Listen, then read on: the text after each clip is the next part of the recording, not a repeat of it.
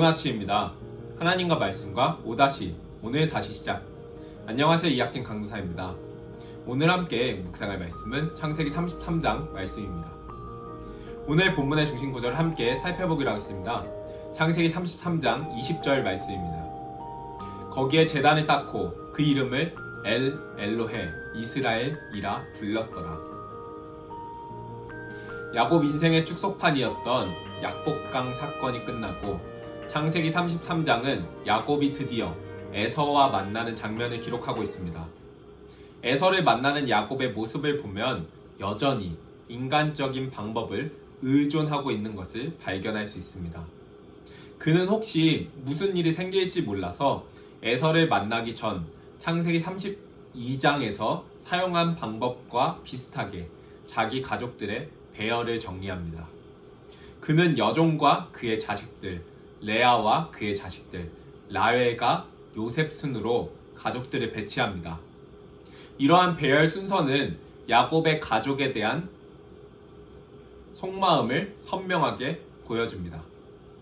이러한 야곱의 편에는 34장부터 야곱의 가정에 엄청난 문제를 야기합니다. 한편 이러한 야곱의 우려와는 달리 에서는 야곱에 대한 놀라운 환대를 보여줍니다. 3절에서 야곱은 당시 고대 근동 문화에서 낮은 자가 높은 자에게 예우를 갖추듯 에서에 대하여 7번 큰절을 합니다. 그러나 에서는 이러한 야곱에게 적극적으로 달려와서 그를 맞이하였고 서로 부둥켜 안으며 20년 만에 극적인 용서와 화해를 하게 됩니다. 이어 에서는 야곱에게 오면서 만났던 선물을 사양하며 야곱에게 다시 돌려주지만 야곱은 강력하게 에서가 선물을 받을 것을 재차 권유하였고 결국 에서가 이 선물을 받게 됩니다.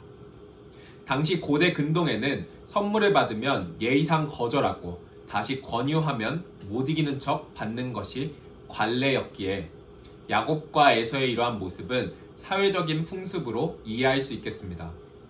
이렇게 결국 에서가 야곱의 선물을 받았다는 것은 마침내 에서가 야곱의 잘못을 완전히 용서하고 형제가 화해했다는 것을 증명해준다 할 수 있겠습니다. 이러한 완전한 용서와 화해를 경험한 야곱은 본문 8절과 10절에서 평소 잘 고백하지 않았던 은혜라는 단어를 고백합니다. 또한 에서의 얼굴을 배운즉 하나님의 얼굴을 본 것 같다고 고백합니다. 즉 야곱 안에 있었던 큰 문제가 해결되는 과정 가운데 자신을 보호하시며 에서의 마음을 움직이시는 하나님의 은혜를 야곱이 경험하고 발견한 것으로 보입니다. 약복강부터 오늘 본문까지 이어진 일련의 사건들을 통해 성경은 사람과 사람의 방식으로 씨름한다고 문제가 해결되는 것이 아니라 하나님과 씨름을 할 때 인간과의 씨름이 해결된다는 것을 보여준다 할 수 있습니다. 화해 후 야곱은 에서와의 동행과 호의를 거절하고 숲곳에 머물렀다가 마침내 세겜 땅을 사서 거기에 머무르는 곳으로 마무리됩니다.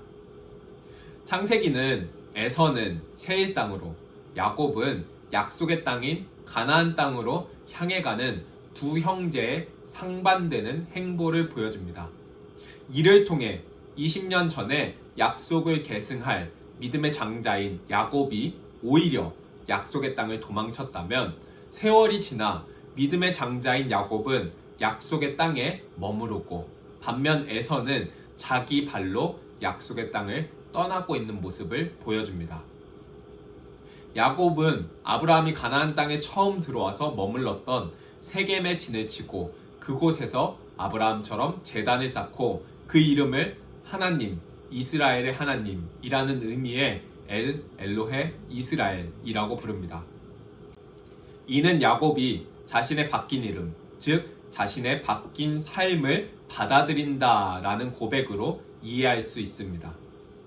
오늘은 함께 약복강 사건 이후 에서와의 문제가 해결됐고 마침내 야곱이 약속의 땅인 가나안으로 들어오는 내용을 함께 살펴보았습니다.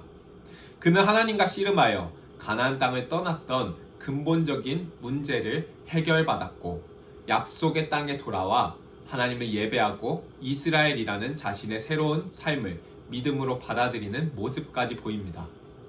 그러나 우리가 주목해야 할 사실은 야곱이 창세기 32장에서 이스라엘이라는 이름을 받았음에도 불구하고 창세기 33장은 야곱을 이스라엘이 아닌 여전히 야곱이라는 이름으로 명명하고 있다는 사실입니다.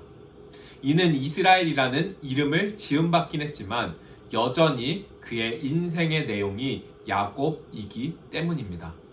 여전히 그는 인간적인 술수를 사용하며 라헬을 향한 극심한 편애를 가지고 있으며 베델에서 했던 서원과는 다르게 자기를 위하여 집을 짓는 모습을 보여줍니다.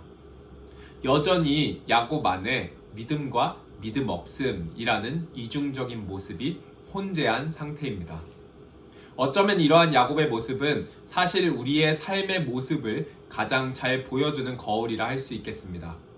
예수 그리스도로 말미암아 의롭다 칭함을 입었지만 이 땅을 살아가는 동안에 여전히 우리 안에 죄인의 모습, 의롭다 칭함을 받은 동시에 여전히 죄인인 이 이중성이 우리 안에 늘 혼재합니다. 다음 장에서 살펴보겠지만 하나님께서 이러한 그의 문제들을 하나씩 들추어 내시고 가나안 땅을 떠난 20년의 세월이 그러하였듯 그날이 올 때까지 그를 믿음의 사람으로 빚어 가시는 것을 발견하게 될 것입니다.